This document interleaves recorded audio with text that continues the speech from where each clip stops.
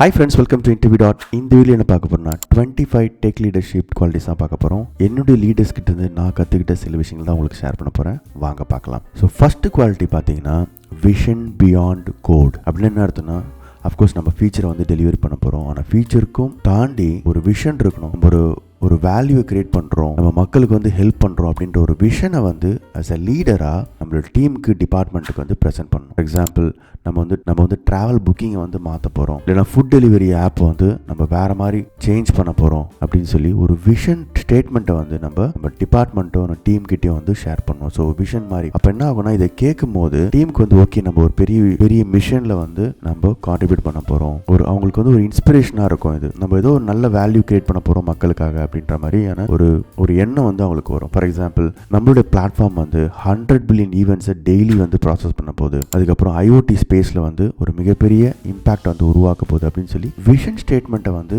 As a லீடராக நம்ம team கிட்ட வந்து ப்ரெசென்ட் பண்ணணும். So that the team get inspired and they will think, okay, I am part of creating a bigger value, I am part of creating a bigger impact அப்படின்னு சொல்லி அவங்க inspire ஆவாங்க. So அதுதான் வந்து vision beyond code அப்படின்னு சொல்லுவாங்க. கண்டிப்பாக ஒரு ஆஸ் அ லீடராக விஷன் ஸ்டேட்மெண்ட்டை விஷனை ப்ரெசென்ட் பண்ண தெரிஞ்சிருக்கணும். ஸோ உங்களுக்கு இந்த குவாலிட்டி ரொம்ப யூஸ்ஃபுல்லாக இருக்கும்னு நினைக்கிறேன். Please subscribe to my channel for more tech videos. Thank you so much for your support and all the best for your career. Thank you. Bye bye.